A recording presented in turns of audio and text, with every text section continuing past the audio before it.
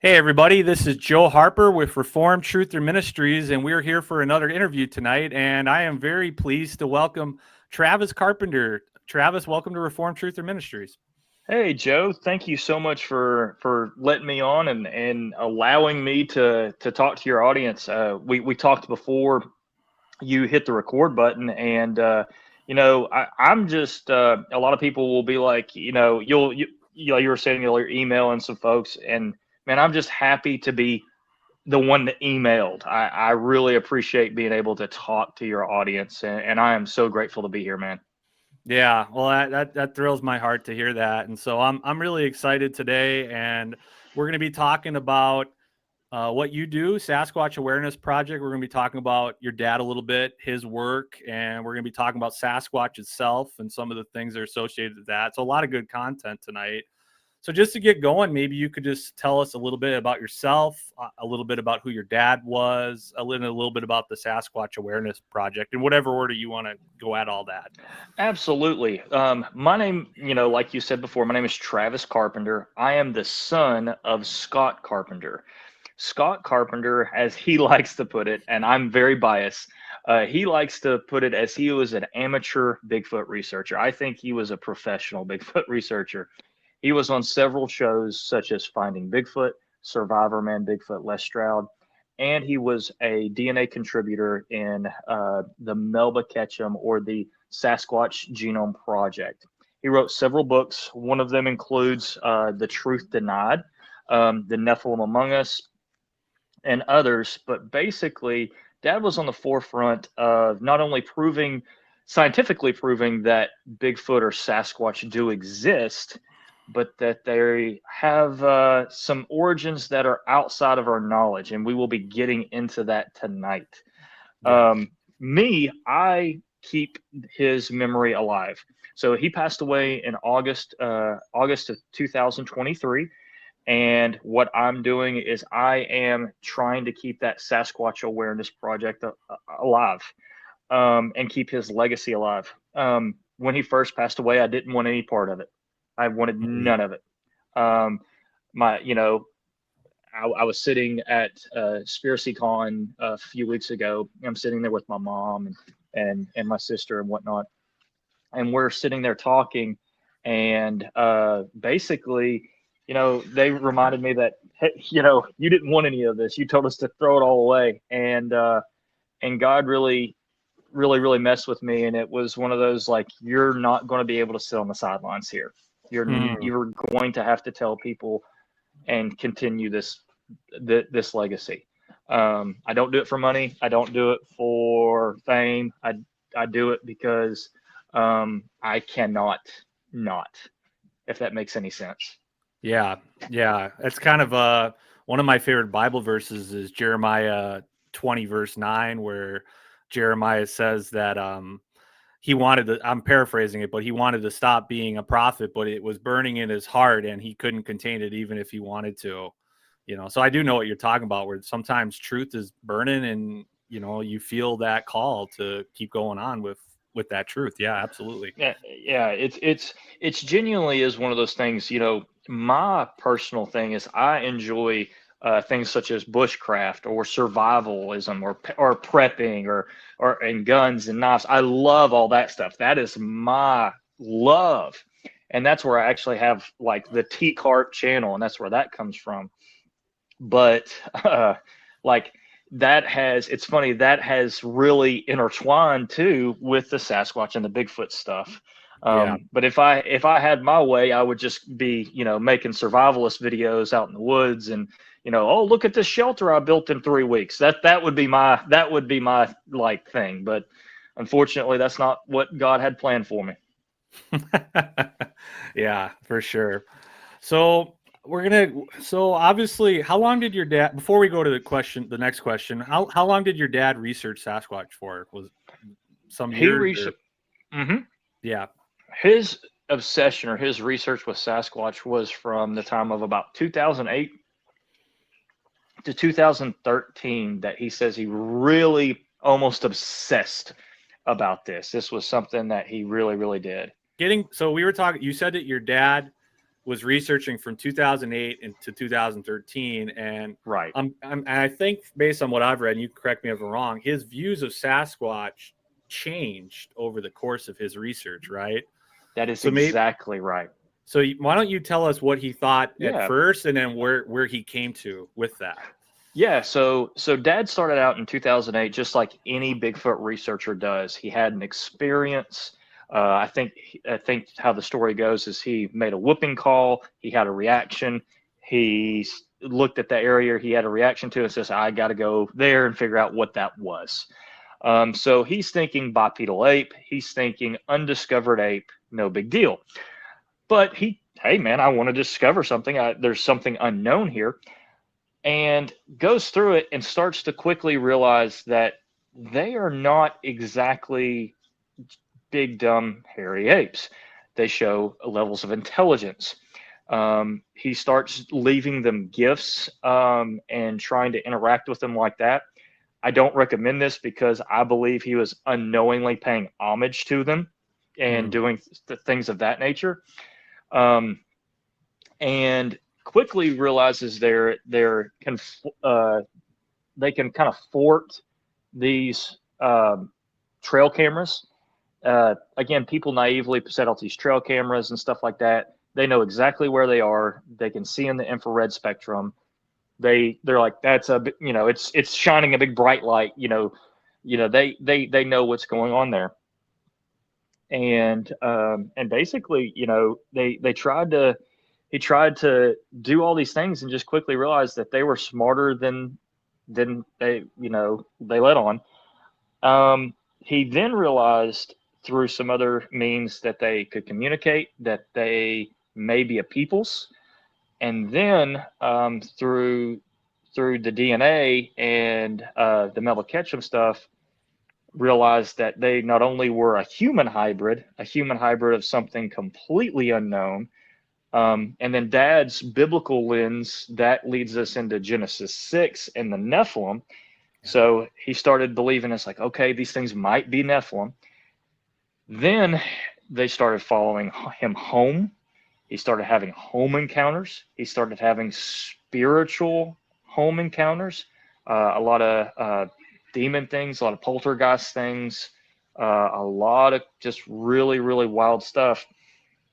And then Dad prayed them away. Like basically went to the four corners of his house and prayed all these things. Like I said, prayed them away. So at that point, he was like, there's a spiritual component to this because they react spiritually to spiritual things. Right. And basically that is Dad's research of Dad's history in about a 30-second nutshell. Yeah, and that's a good summation of it. When I found your dad's research, and whether it was on his YouTube or whatever, saw that he essentially thought it was some type of descendant strain of Nephilim. That fascinated me because for probably the same reason he came to that, because it connects so much with that biblical paradigm of the Nephilim, the giants. When you understand there's that spiritual component to it, it starts to click in a way that I don't think it does before. So that's something that really helps, I think, put it in a lot of perspective more than it just being, say, a dumb ape. Absolutely. One of the reasons why, and it's funny, a lot of Christians that are into this stuff, they can absolutely like, okay, that makes sense. But to a lot of folks that are in the evolutionary theory that are really bought into it, and a lot of that actually is the Bigfoot research community is a evolutionary. They are non-Christian.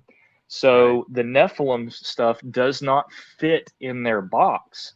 So a lot of this pushback from the DNA study, which proved that Sasquatch exists and it's real, they would rather have it still be undiscovered or just a mythical creature than it being than it be a Nephilim, because then that opens up this whole spiritual world that they are not prepared for, that the evolutionists cannot explain.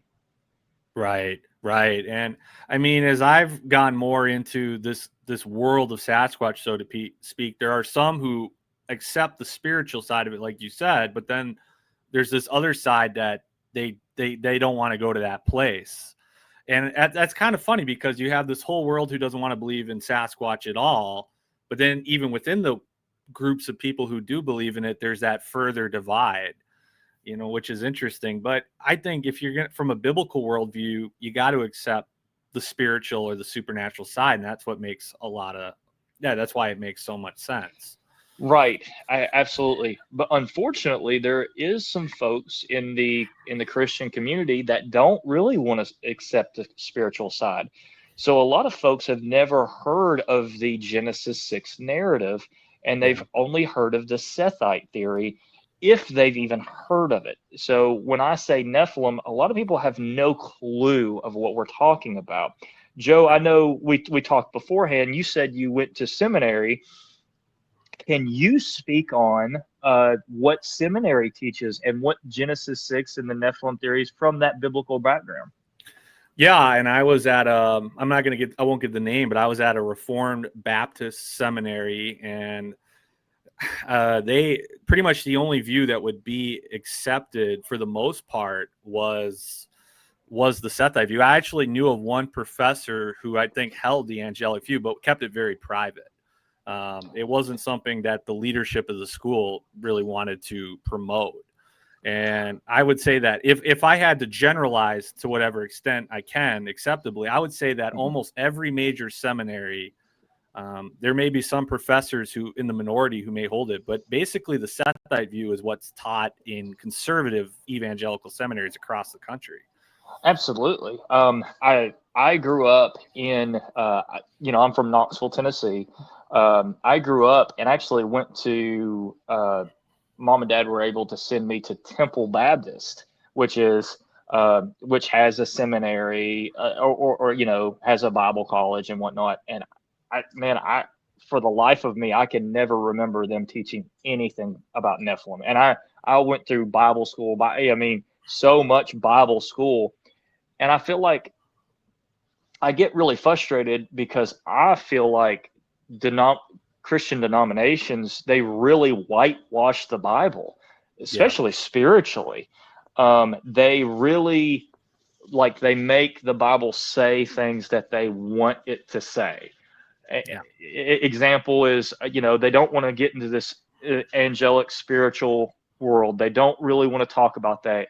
They don't want, another good example is, the fermented wine. Oh, it was just grape juice, just stuff like that, just hilarious things. It's like, if you can't take the Bible literally and you have to whitewash it for what you want it to say, then you're not prepared to be a Christian, in my opinion. I 100% wholeheartedly agree with that. And I think that Christians in the West, especially in the United States, we don't realize how much our worldview has been naturalized and rationalized. That the Enlightenment came in the 1700s and then evolution in the 1800s. And even though there's a lot of groups that would say we're not Darwinians, we're not secular, we're not this, we're not that, we sometimes don't realize how much our worldview is still affected by that secular world around us.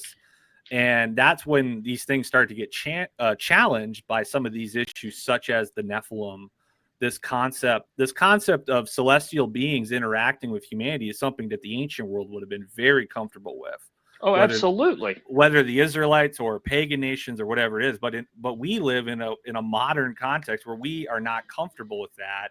And in my personal opinion, the biggest objection I hear is that, angels can't have sex with humans, so it's impossible. But I'm like, where does it say that that's impossible? I don't.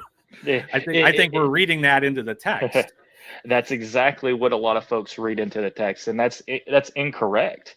If folks look at the Genesis 6 and they take the angelic view, and they not only take the biblical text, but they take the extra biblical text. And I'm not saying it should be canonized, by the way.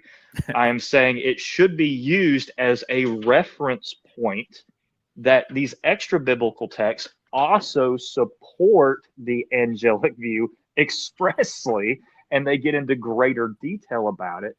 And then you go look at historical evidence of what did they think closer to that time that the text was written, and they had the angelic view. It's kind of like,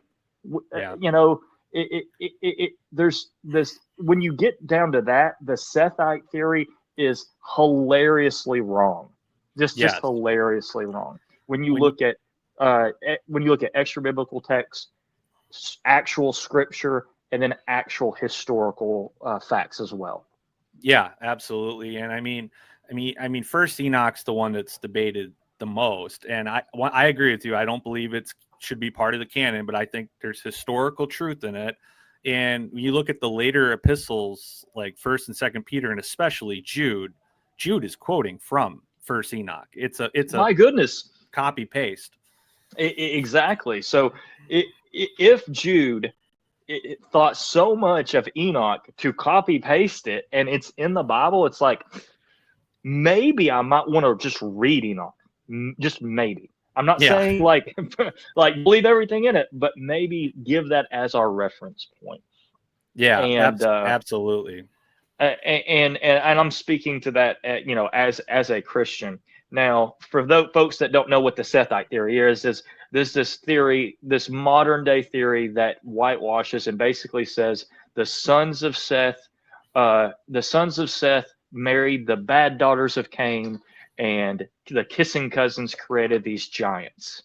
And that is just not biblically supported, not historically supported, and not extra biblically supported either. Yeah, exactly. And then once you discover that giants are in the Bible, they're all over the Bible. They're yes. Watch the House of David. You can't watch the House of David. It does a phenomenal job of talking about how giants and Nephilim and all that are in the Bible. I thought it was phenomenal. Like giants are all over the Bible. Like the Goliath and basically the giants of Gath.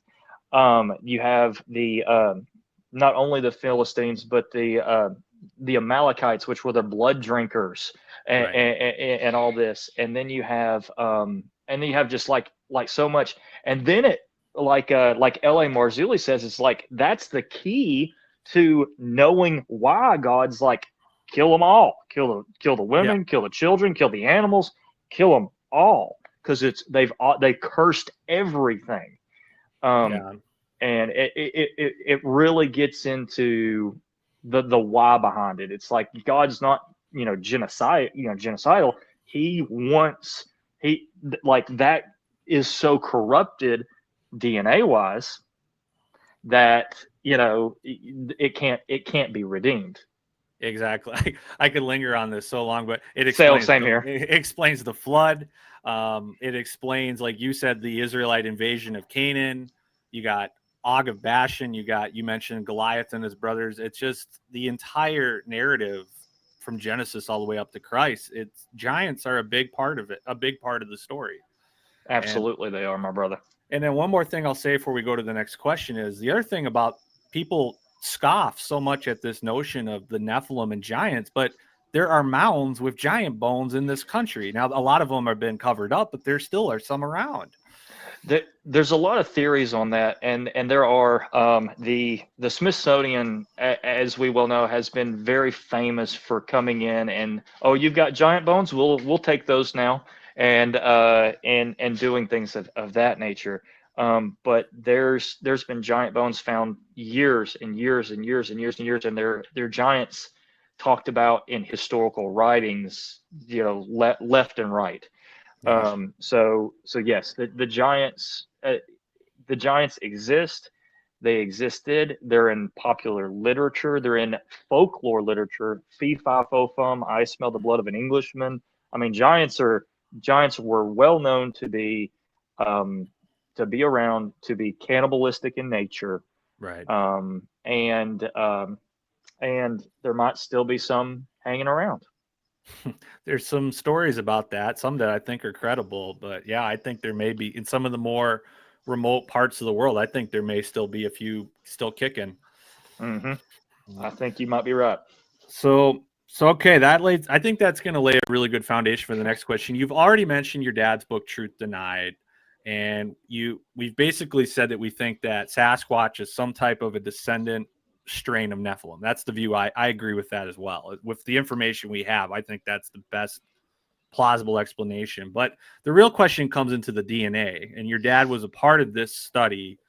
And as you can maybe just tell us a bit more about this, how they essentially found human DNA. Yes. So without getting way too far in the weeds with DNA, is Dad and several other researchers across the country used very simple techniques to be able to get Sasquatch DNA.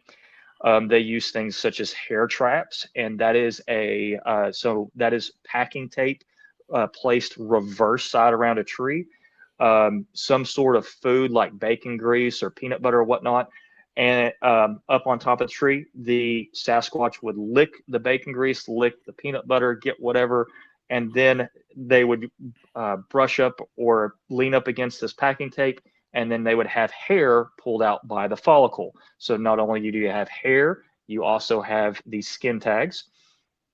There was other ways of getting Sasquatch DNA. There was there was this one that really liked pancakes. So they put out pancakes and syrup, and they put sandpaper down at the bottom on this plate. As they're eating the pancakes, licking the syrup off there, they leave blood and tongue cells and all that. So they've got that, and Dad actually was able to get saliva, one light Snickers bars. They would crunch the Snickers bar in half with the wrapper on, chew it, spit the wrapper out, and then take the other side. So basically, the chewed up spit wrapper, Sasquatch DNA. Sasquatch saliva. So just very simple. That's a big plug for Snickers bars, by the way. That is even the Sasquatch. Yeah, but that's how they were able to amount tons of Sasquatch DNA. Dad had 3 or 4 samples, maybe even more than that, used. I can't remember the actual number. They were collected from his house, his research area, and the Great Smoky Mountains National Park. So that proves that they do follow you home. And what happened was they were able to look, and they were able to get one part of the DNA strand, which comes from the mother, which is the mitochondrial DNA. That is easier to get. That's 100% human, 100% human, the mitochondrial DNA. So when someone looks at this and they say, man, this hair is not a human hair, because we know what human hair looks like, but it's yielding mitochondrial DNA that's a human. It's like, well, this is contaminated. We know this isn't human, but it's yielding human DNA. Well, when you take your time and you actually look at the nuclear DNA that's found in the nucleus of the cell, it's harder to get at. But once they did that, they ran 3 whole genomes, which means that's a whole bunch of DNA, through a system called GenBank, and it came back unknown. Not only did it come back unknown, it had extremely different genes that basically made it impossible to gestate. It should not have gestated. There were things missing, such as accelerated regions in the brain, such as TYR genes that had things to do with pigmentation. This creature shouldn't have lived, but yet the Sasquatch genome study had tons of DNA from 3 different samplers that were different, as in it's different subjects, but it's still that same DNA line that existed. So it's not just one creature, it's 3 different ones, and it all had this lined up. So not Wow. only is there Sasquatch DNA, there's a lot of it, and it yields the exact same thing. It's just completely ignored by science. Completely ignored. I'm sure a lot of scientists probably have no paradigm to make heads or tails out of that. I mean, Exactly. even for me, I hear that, and I, kind of have that worldview. I still am pretty taken aback by that. That's astonishing, I think is the word. Yeah, and the thing is what you start finding out in this Truth Denied book is so many crazy things start happening when when when they try to get it out publicly. So a lot of folks will say that, well, why didn't they just put it all out? That's not how science unfortunately works. The Truth Denied tells you and goes through the rules of the peer review process so that it's scientifically accepted, and they go through this, but you almost have to jump through all of these hoops of, like, even though you have solid science, you have to get others to believe you have solid science. They were actually able to get things peer reviewed, and then there was a journal that had crazy things happen, like death threats, murder, suicide, insane stuff. Right. And basically Melba Ketchum had to had to purchase a journal, still used separate peer reviews that was already done, and then just published it. And it's like, here, it's out in the public space. You guys look at it. No fanfare, no anything like that. Wow. What Adrian Erickson, what Melba Ketchum and all them basically came to the realization of is the world's not ready for the answers. The world is not ready for what Sasquatch, Bigfoot is. They're just not. They still want it to be the keeper of the forest. They still want it to be this big hairy ape, and it's not, guys. It's just not. Yeah. It's, well, I mean, even on a spiritual level, I mean, I think that there's a lot of, I feel like really the powers that run this world don't want us to understand the supernatural worldview, the spiritual side of things, because we're taught that we evolved from space rocks and dust and that life has no meaning, and don't want us to know about God, about Christ, about the Bible. So, I mean, you're telling that story, and obviously people have their academic biases for that. But I mean, even on a spiritual level, it seems like there's a lot of spiritual warfare going on and all that. Most definitely. There's a ton of spiritual warfare that goes on when it comes to this stuff.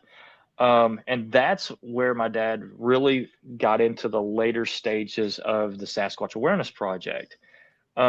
He really wanted folks to understand that you don't need to be going and searching for these things, because what you start doing is you start giving them permission to do the same. When you earnestly seek these spiritual things out, when you earnestly seek out, Sasquatch, Nephilim, and demonic things, you give them permission. It's a two-way street. You give them permission to earnestly seek you out. And that's something you don't want to do. We talk about entries and avenues and opening up doors. That's what you're doing when you start seeking and searching these things out.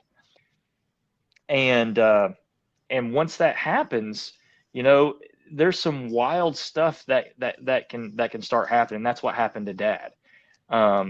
And only until he put up that spiritual wall that asked Jesus for that spiritual hedge of protection was that taken care of. Right, right. And so, I mean, I know over the course of, you've already hinted at it, but your dad, when he was doing his research, he encountered a lot of strange things like you meant, obviously, sightings of these creatures, paranormal activity in his house, Very much so. Yeah. or orbs, portals. So maybe you could just tell us Yes. all a little bit about all of that. So not only was that kind of the thing, the Bigfoot stuff, but so when Dad was out trying to look for and setting up the hair traps, he had a a few other encounters. He basically set up this hair trap. He set up this hair trap thing, excuse me, not the hair trap. The trail cam, I can't think for a second. It's his GoPro, basically the back trail camera. So Yeah. he really pioneered that, and that's what every dad's really known for. Is basically he had a camera that was looking behind him, and because Bigfoot's not just gonna pop out and wave at you. What happens is they usually will get on the backside and watch, like as you pass by, they'll just kind of peek their head out. He got tons of footage doing that, but one of the things he caught on his back trail camera was a Dogman, and that really freaked him out. Dave Pilates was like, well, since we're doing this Bigfoot DNA, why don't you try to get some Dogman DNA? So Dad's out there in the same spot doing the hair traps and all that, and he has a face-to-face encounter with a Dogman. Wow. Absolutely freaks him out. He says it jumps on a tree. He's like, Dad is carrying a pistol the wrong way, and not having a round in the chamber. I'm a big, please carry around in the chamber guy.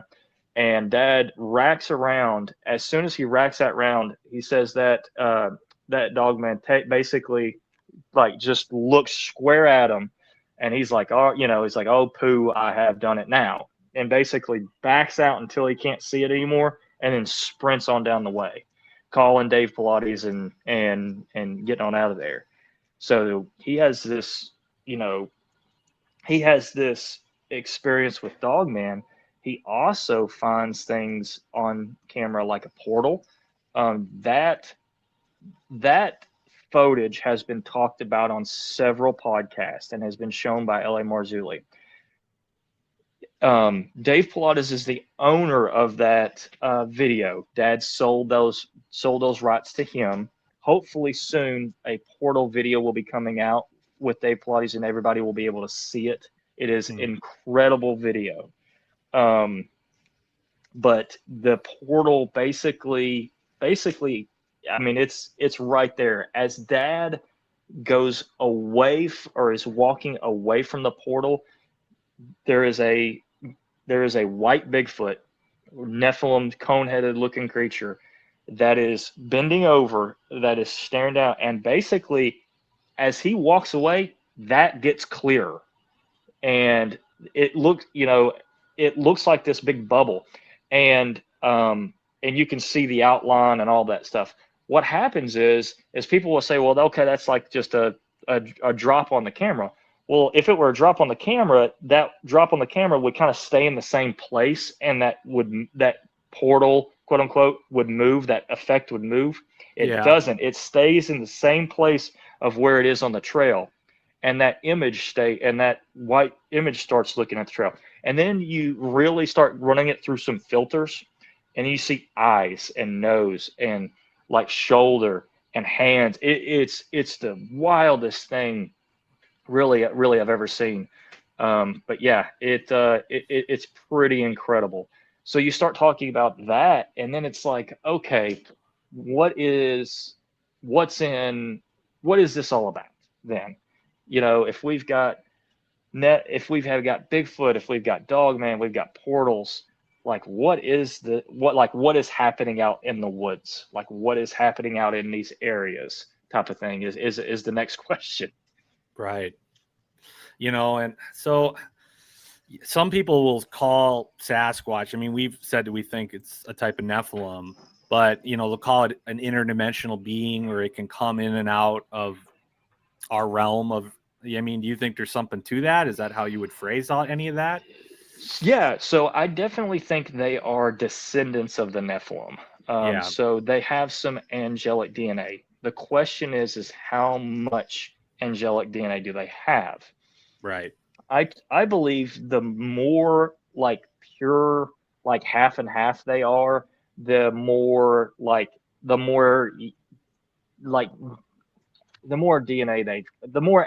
DNA they have, the more power they have, if that makes any sense. Yeah, sure. Absolutely. And maybe I'll just say real quick, because obviously for those who may not know, a Nephilim would have angelic and human DNA, like you Right. said, just to clarify. Right. So, yeah. so that, and I apologize about that.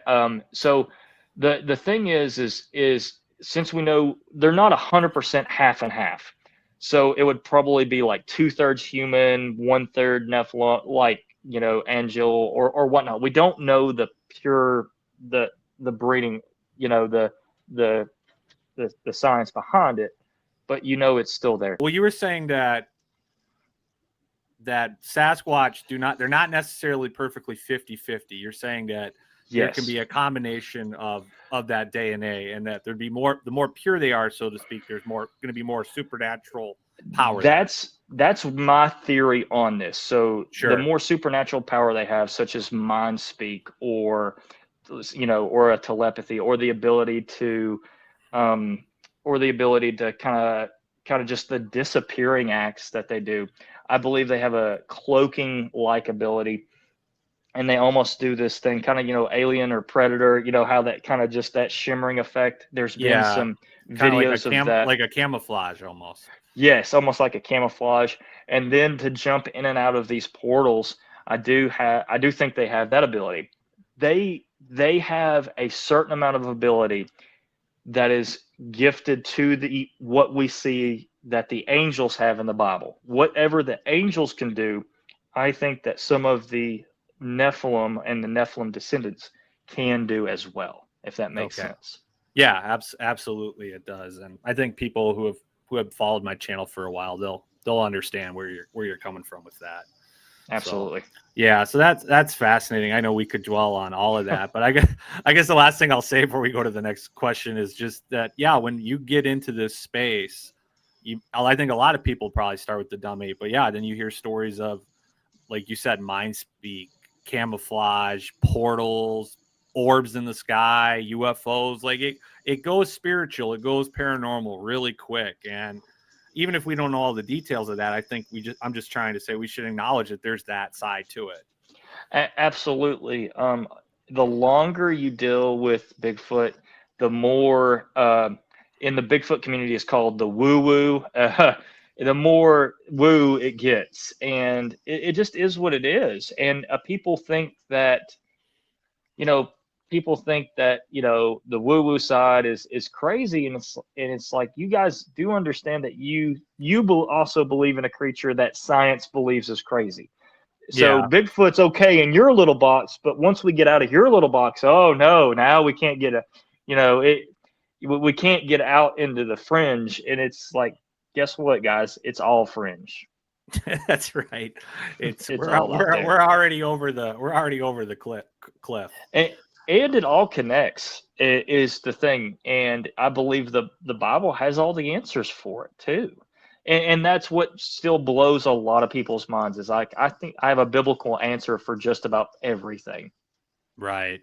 And that's really why all this intrigued me so much, is because you have these Nephilim, and you got giant bones, you got and then the Bible's talking about all of that, and it really gives a lot of credence and power to what the Bible's talking about, that this stuff is there's evidence for it historically, like we talked about. There's contemporary evidence, like we're talking about. It just, all the dots connect when you start to see it through that biblical paradigm. I know I've repeated that about 5 times, but I just think it's important to emphasize. It is important to emphasize, because I do feel like in the past 15, 20 years, there's been such an awakening of the Christian community to this. It's like, well, this exists. Why hasn't it been talked about? Why haven't we talked about this?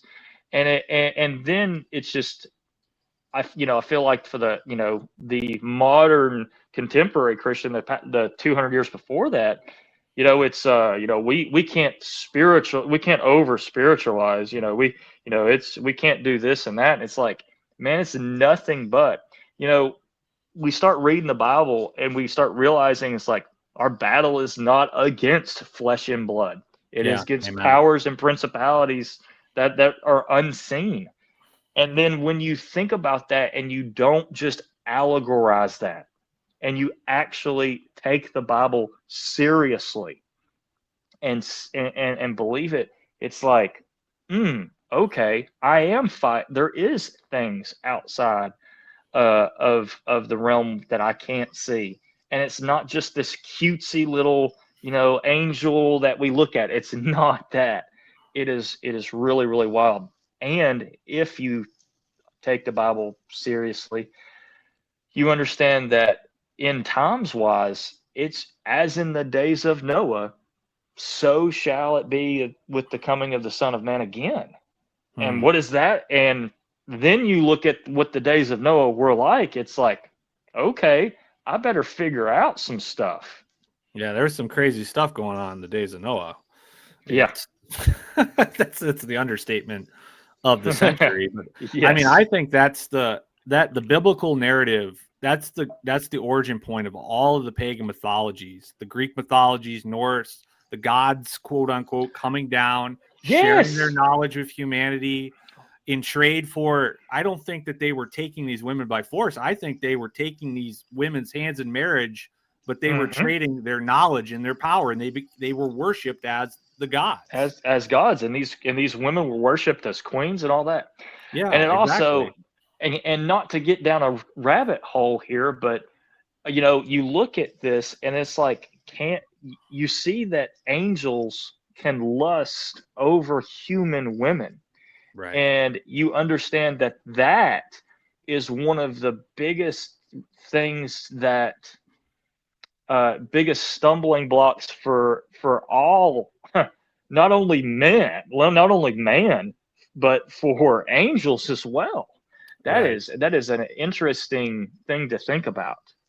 It is. And I mean, I always say to people, somewhat tongue in cheek, but it's true that, I mean, the wisest man who ever lived short of Jesus, we'd probably say, is King Solomon. The strongest is Samson, and sinful women, not godly women, but sinful women brought them both down. What does that say about normal guys like us? I mean, that's just practically true.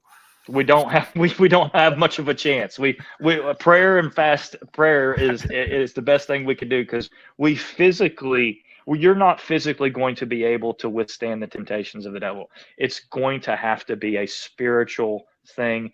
And even when we fall short, just like, God said to Paul when he begged God to take whatever his, the thorn in his flesh was away, is like when he said, my grace is sufficient for you. That's going to have to be it for us, because I know, Travis ain't going to be perfect. He's going to screw up every day. And do I hate it? Absolutely. Do I think it's okay? No, but I have to rely on God's grace. Amen.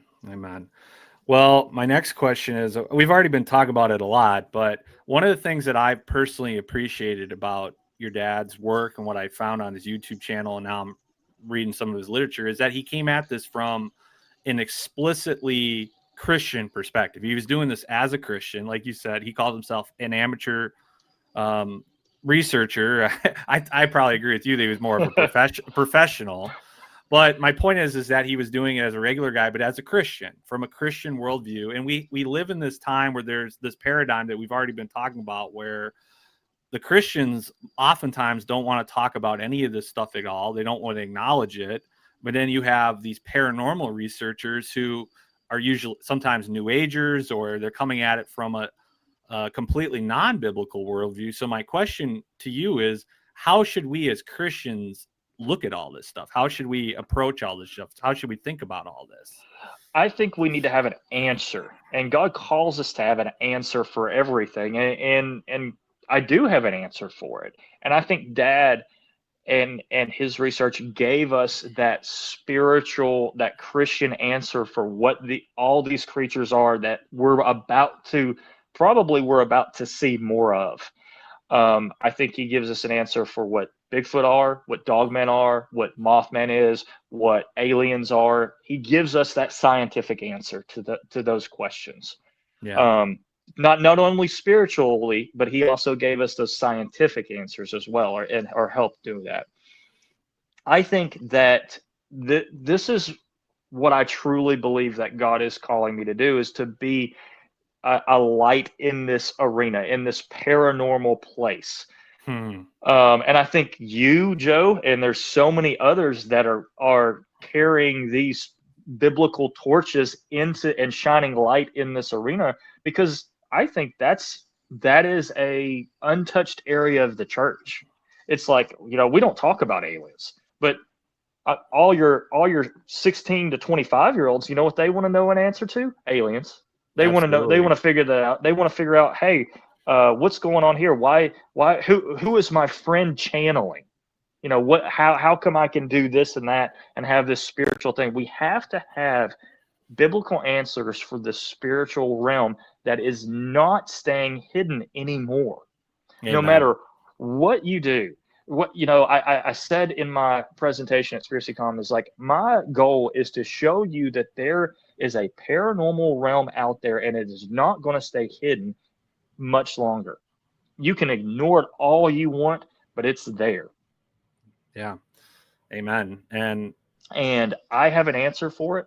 It's in the Bible. And if the Bible has answers to that, it's got answers for your life. It has answers for everything in it. And no matter how deep you study the Bible, it will have an answer for you, a new answer almost every day, man. For my life, it just pours more and more. What I was saying was, I think that you just have to have an answer for these folks. You just have to have an answer for this spiritual realm, because as you know, there are people that are, witches and Wiccans and New Agers and all this stuff. And does this stuff have legitimate power? It does. And you have to admit that. You have to admit that there is some power at play here. And we don't 100% know all the rules to the game. But we do know that who is more powerful than these powers is Christ, is what is inside of us. And then once you learn what's inside of you, then you can basically be able to fight this and fight it in the proper way. Yeah. And yeah, man, you just nailed it. And I mean, that's what I've felt. I mean, I feel like the past couple of years, the Lord's had me on this journey of kind of what you're saying, trying to bring light to this untouched space. And there's been that hasn't happened overnight. That's been a journey that I feel like the Lord has opened up gradually. But I feel like one of the things is that there are people, whether they like it or not, who are dealing with this stuff. And I'm not trying to be critical of the church, but the church isn't always prepared to help these people out of those situations. You nailed it, man. And that's where my heart is at. It's not to go into this stuff, which is dangerous for the sake of it. It's trying to shine a light in that place, because I think there are people who need it. So I agree.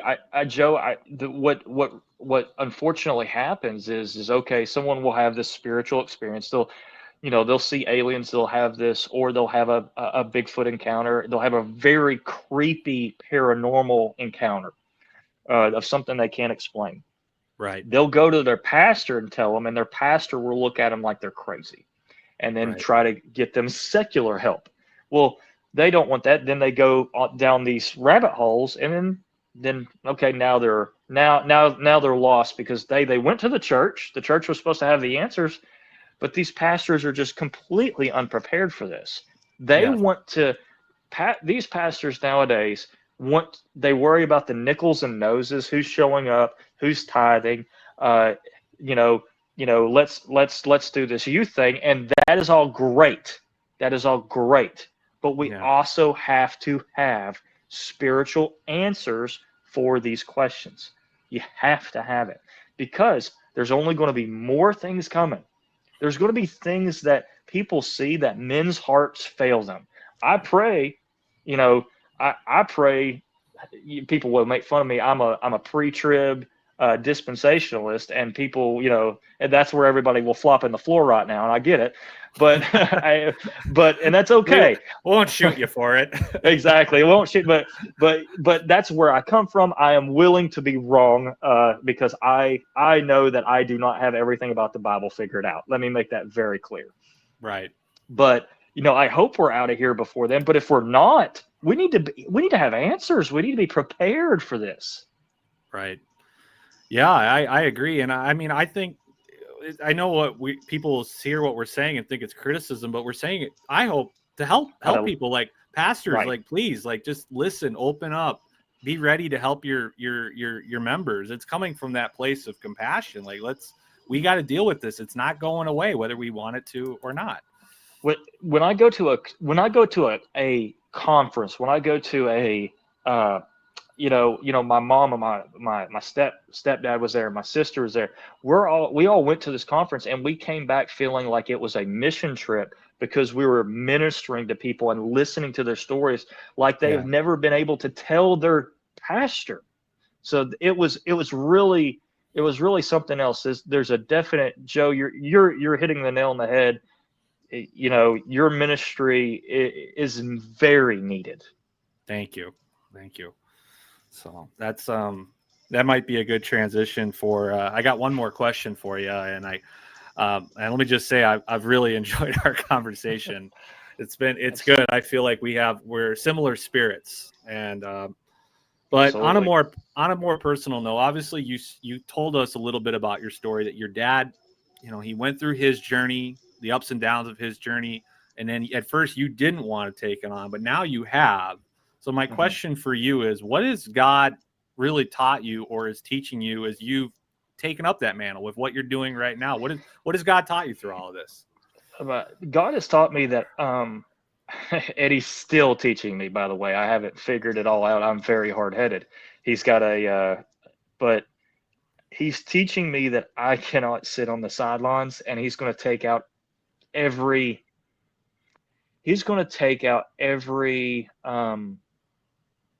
it says in the Bible, you'll have, thou shalt not put any other gods before me. And God is going to take out those gods. I loved my dad. I thought the world of him. And I do think the world of him. But the Lord said, I'm your dad now. I'm your father now. And you're going to do what I want you to do. And you're not going to just be able to sit on the sidelines about this. You're just not. You're not going to be able to get by in this world without talking about me. And and it's the funny way of doing it is talking about Bigfoot. That's the wildest way of doing it. But at the same time, it's like, I can't go through an interview without talking about Christ now. I can't go through without being almost the entire interview. We're talking about God. We're going to talk about God, and we're going to talk about these spiritual things. And I'll be honest with you. I'm just a regular dude that works a regular job, that has a regular kid, 2 regular kids and a regular wife. I am nobody. And I am the son of a nobody. I'm not even the nobody. I'm the son of the nobody. And God's saying, I'm going to put you in places. I am going to you're just not going to be able to shut up about me, or I'm going to make it extremely uncomfortable. And he has. And he's taken away, like I said, he took away my excuses. And I can't rest. I cannot rest, and I can't rest until he lets me. But I have to do this. I don't, and I know that's not very eloquent, but I have to do this. That's eloquent enough for me, brother. No, that's very moving. I truly mean that. That's very moving. And so, thank you. Yeah. Oh, thank you. Thank you for coming on. Thank you for willing to take an hour of your time. And I know there's so much more we could cover, but it's so hard to take a bajillion years. It feels like, or like 20 years of research and books and all that, and compile it into an hour. There's no possible way to do that, my friend. You did a really good job with your questions. Well, thank you. I keep telling people, if you keep liking the questions, I'll keep sending them out ahead of time. I think they help, but they do. Yeah. So all right, everybody. Well, last thing, Travis, before we close out, why don't you just tell us? We've mentioned your channel, Sasquatch Awareness Project. I'll include the link, but let people know how they can be in touch with what you're doing.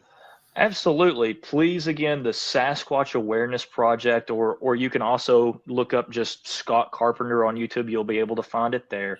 If you like a little bit of the outdoor stuff or prepping, you can just go to the T-Carp channel, and that's a little bit different. It's just something completely different that I like to do. But man, you can follow me just about anywhere. You can follow me on Facebook, on Instagram. If you really want to get wild and crazy and follow me on the Vols, you can follow me on X. That's a wild follow because I get a little passionate about my Tennessee Volunteers. Pray for me there. But man, that's where you can find me. And if you want to find all the books, you just Google, you can Google Scott Carpenter books, and they're there. They're really, really good stuff, really inexpensively priced. And if you don't want to pay for them, hey, I'm going through and I'm reading this stuff chapter by chapter, and you can watch that video there. The sucky part is you have to hear me reading it. So if you can handle that, then you don't have to pay. That's right. Fee. You don't have to pay $20. It's $20 to not hear me read. And when I looked for your dad's books, if you put Scott Carpenter into Amazon, I personally, when I look, they all come right up. So they're pretty easy. Exactly. It's pretty easy to find on Amazon. They're not hidden. Thank Jesus. Yeah, all right. So, all right, everybody, that's how you can get in touch with Travis. Stay tuned for us. As I've been saying in a lot of my videos recently, if you've had an experience like this, especially if you're in the upper Midwest or Minnesota, please email our ministry. We want to hear from you. We want to talk to people who are going through this stuff. And if you want to know a little bit more about what I'm doing, in addition to the YouTube channel, I also have my book here, Apparently the Monsters Are Real, A Crash Course in Cryptids, Monsters, and Other Wacky Stuff. I have a copy for this for you, Travis. I want to send Oh, man, I was about to say, I was like, how do I get a copy of that? I'll tell you more when we close out, but I want to mail you a copy of my book. So awesome. It's a serious book, but as you can tell by the cover, because it's some dark topics, I inserted a little bit of humor to lighten the mood without trivializing it. But yeah, that's what I tried to do. So that was the attempt anyway. So, all right, everybody, that's been this edition of Reformed Truther Ministries with me, Joe Harper, and Travis Carpenter. And here we are signing off. God bless everybody. God bless. If you have been blessed by the ministry of RTM, then please consider supporting our ministry through Buy Me a Coffee and check out our website at www.reformedtruther.com.